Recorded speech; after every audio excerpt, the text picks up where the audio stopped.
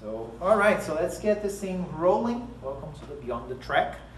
So I always tell everybody, look, you know, everything I say here, I'm still an intermediate track day rider, and then the things that I'm learning, I'm just sharing with others because it may be helpful. I know what my pain points are as I'm learning things, so I might as well just share with others so that they don't fall into the same traps that I did as I was learning things. All right, what are these meetings all about? I'm always asked. A couple of months ago, I was thinking hard, you know, how are the better ways for us to become better riders overall?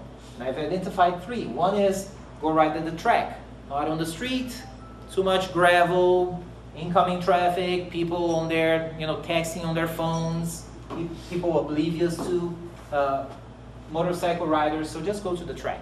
Best way to actually get better as a rider.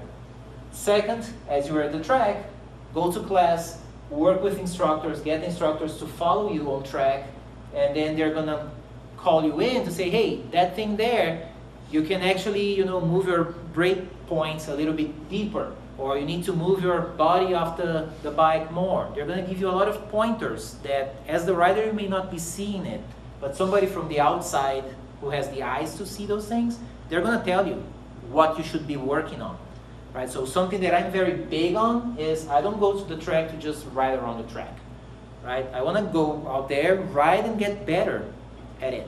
Every time I go out, I want to get better, and this is how I've been doing it. And then third thing is, what do we do beyond the track, right? Because if we could ride every day, I would ride at the track every single day. That would be like my morning ritual. I wake up, I go to the track, I ride for like, I don't know, 20 minutes, and then I'll start my day. That would be outstanding. Since I cannot do that, what I do beyond the track is what helps me become better, right? Practicing things like putting my bike on the stand, tire warmers, hooking that all up, analyzing track maps, watching my videos from the track or other people's videos, getting on my bike when I'm sitting in the garage, just to practice these muscles, right? Put some strength into them while I'm watching videos from the track from other people so that I can see, okay, there's that turn coming up. That's when I should move my body off the bike. I'm leaning into the corner, then I'm moving back, then I'm moving to the left. It gives you the time because you're stationary there on the bike, so you're practicing your muscle memory and you're seeing the imagery. So when you get to the track, it's like, well, it feels like I've been here before, right? Your brain is already conditioned to that. Because at the track, when you're going fast, and the faster you go, the less time you have to think, right? So you just condition your mind beforehand. So cool, yeah, the plan today is not essentially to go through like an intro to track days, but to, you know, be available to you guys for whatever questions you have about your first track day. I will give a quick tip that came up to me a couple of weeks ago, but if you go to my channel, 3-Lap Rider, there is a playlist, Beyond the Track. The very first video there was the first meeting we had here last year, and the whole meeting I just talked about the first track day, how to prepare for that. And that was like my experience. This is how I prepared. I made sure that I had this, and I had this, and I had this, and this other thing, and that all got me covered. Except for the one thing I mentioned like half hour ago. I didn't memorize the track map beforehand. That was the one thing I didn't prepare for on my first track day.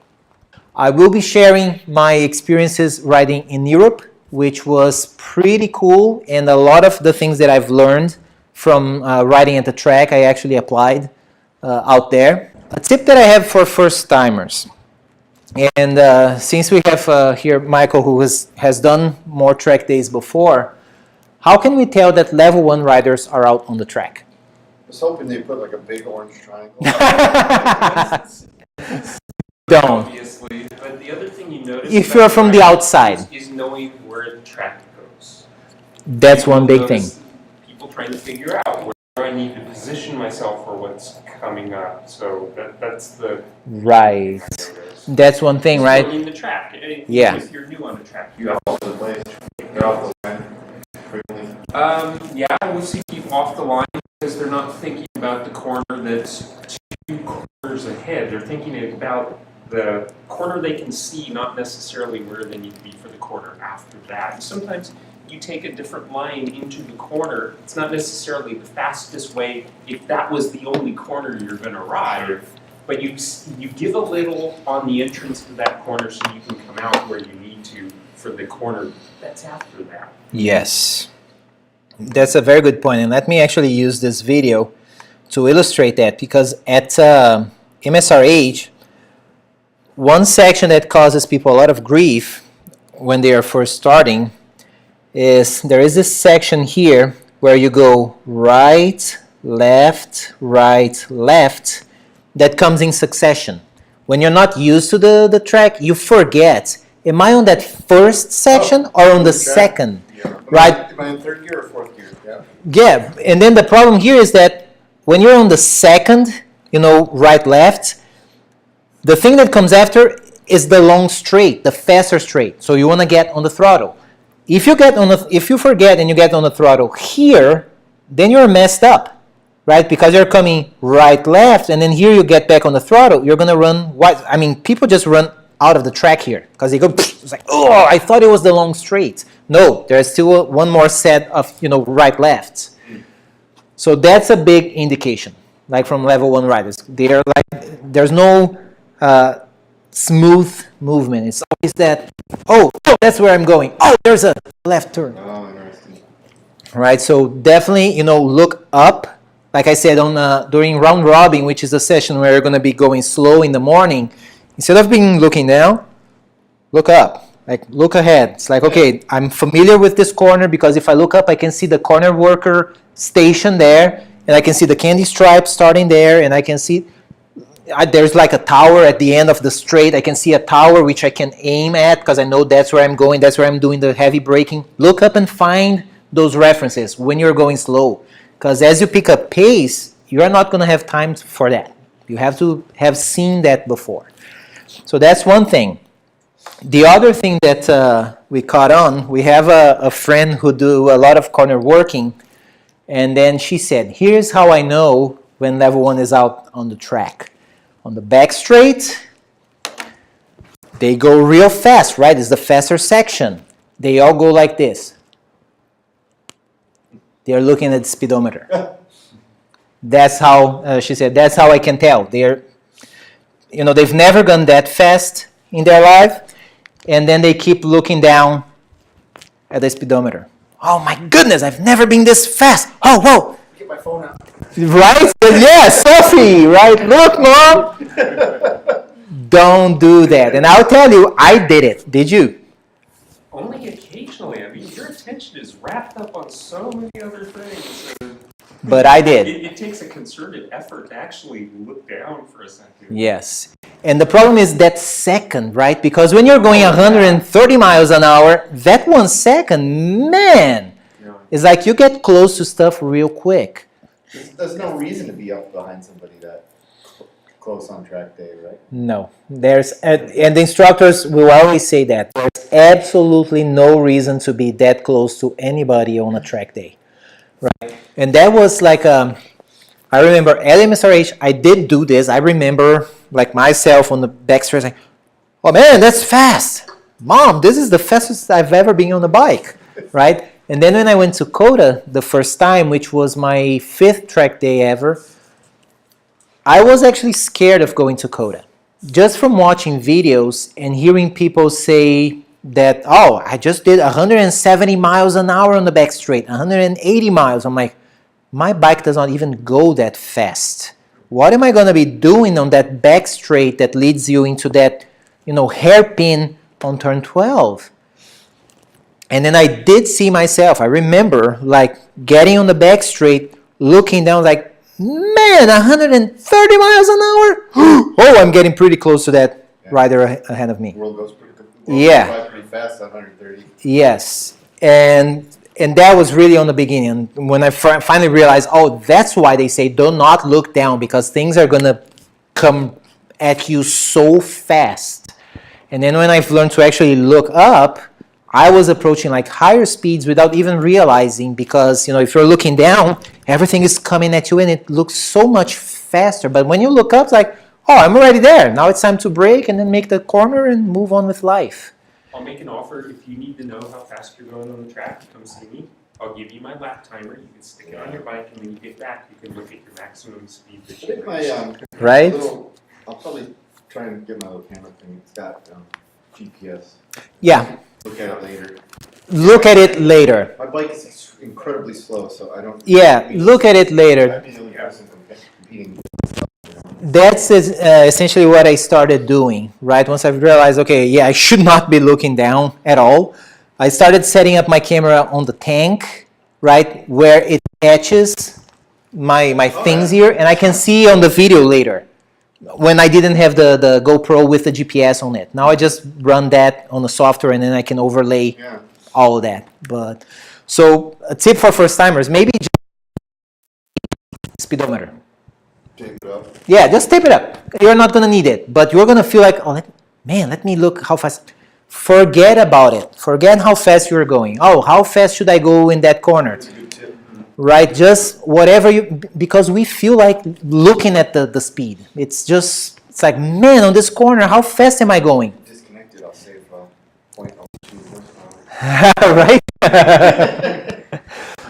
So yeah, maybe just tape up that so you don't feel like you're gonna look at it once and it's like, oh yeah, I cannot see it.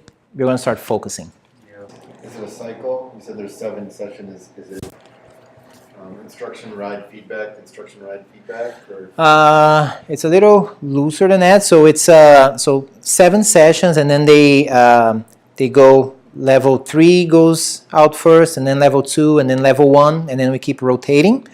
And then throughout the day, on the very first session of the day, you're gonna have like 30 bikes on the track or something like that, and then they're gonna have, it depends, it varies the number of instructors, maybe 5, 6 instructors, each instructor with a bunch of students following them, turning laps, alternating who's following the instructor directly so that you can see the lines around the track.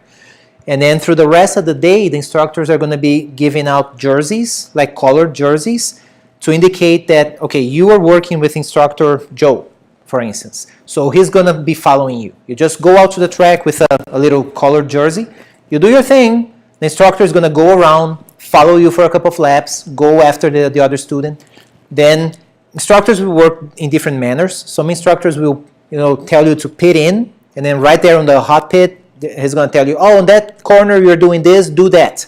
Go back out there. Or it's like, okay, just keep riding, keep riding. When we go back to class, we're going to go over, video, because many of them run cameras. They're going to show you on the video, oh, look here, what you're doing here, try this, try that. And then you can work with instructors all day, right? And what I used to do is just keep rotating. On one session, work with one instructor, another session with another instructor, because they all see different things. It's really cool. Yeah, because they all pick on different things, right? And they're there for you. I mean, just use it. It's part of the fee that you pay. Strictly opt-in. You'd have to approach them, and at the end of the session, they'll say each one has 2 or 3 jerseys, and you say, yeah, there's one. Raise your hand, throw one to you, and you sign up on the board so they know who to expect. Exactly. And they will go out on the track. You can follow them. Yeah. They might follow you to see what you're doing. Again, when you're out in front and you don't know what you're doing, you're like, I don't know what to do. Or they'll go out in front of you and you follow them. You learn what they're doing, and then they will drop behind you and see how you're doing based on that. And the other thing in the beginner groups, you'll be out with a bunch of other beginners on the track. Yep. One thing that gave me a little challenge there is if you're following other riders, they may not know what they're doing. So you're following someone else who doesn't know what they're doing. Yes. But what you can do is if the instructor has 2 students with them, you can always tag up and be the 3rd person in that train and follow the other groups, especially when you're trying to learn the track and where it goes. Because that really, this is Michael's opinion, but on your first track days, just learn the track. Yes. Don't worry about body position, too many other. Just learn the track. Just learn the track, yes. Learn the routine of doing a track day and learn where the track goes, how many left-right turns there are, and you will accomplish a lot just doing that. So don't overstress yourself with trying to take in too many details. Yeah, definitely follow instructors, don't follow other riders, because when you follow other riders, chances are if the guy rides out of the track, you're going to do the same, right? Because we target fixate. Right into the ditch. Yeah. Yes, we see that at the track, like in level 1, because one guy is like target fixating on the bike ahead of him, the guy goes out, the other one goes right after him. Oh, that's to ignore everybody except for safety. Yeah, so yeah, if you are to follow somebody, follow instructors. They're always going to be on the line. And trust me, you want to see yourself riding on a camera. Yeah. You really do. Even if you're not going to learn it, it's just cool to see yourself on the bike actually riding around. Yeah. It's like photograph of yourself when you know where you're going. Yeah, Blair will cover you and he will get a photograph, but just actually seeing the video of you riding a motorcycle on the racetrack, it's tremendous. It's funny because I watch videos of other track days trying to learn a track. Yeah. And I have a really hard time with the video unless I've actually been around that track. And then when you see the video, I know exactly what corner I'm in. It all comes together. I know what part of the track you're at. Yeah. But, if I watch a video of Howlett and some person just riding around the track, I have no idea what part of the track they're on. And I have a hard time knowing, oh, the corner after that's a right-hand corner, and then it's a left-hand corner. Because I know, I've been there, I've seen it. Exactly. Watch it on the video, it takes a while to know left, right, left, right. Well, when you completed a lap, because it goes in a circle, and on a video, it could be like in a straight line between Texas and Oklahoma and never come back to the starting point. Right. So. Yeah, I mean, this is a video of me on my first track day.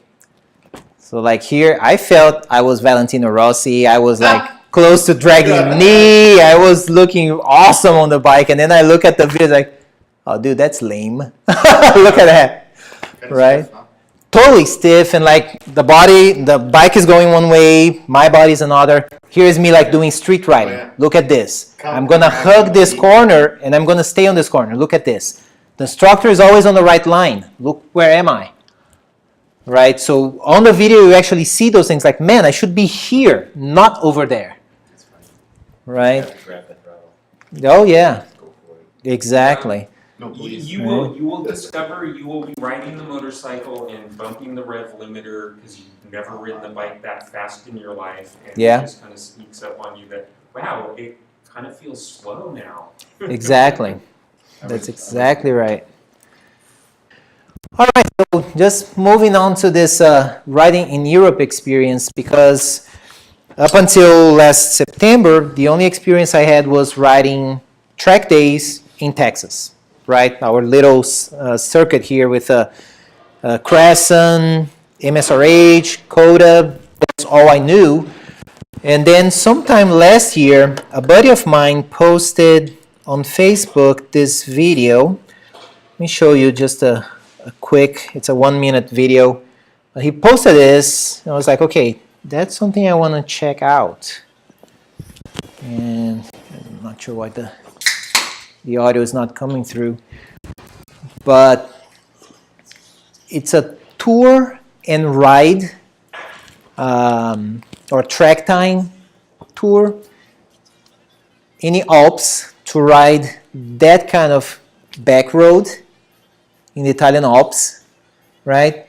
And then you go on the Autobahn to Sachsen, where the Sachsenring, the other MotoGP track is, and then you ride 2 days at that track. So I saw that video. There's like a longer version that shows a little more of the back roads and things. And then of course, German beer, Italian food, nice hotels up in the Alps. So an extra day in Munich, if you want. So I saw that, I watched that video, and I had, I showed it to my wife, and by the end of the video, she looks at me and is like, when are we going? Right, like, when are we doing this? Like, really? Are you up for it? Yeah. Right? Yes, hell yes, right? Again? So yeah, when can we do it again? Right now?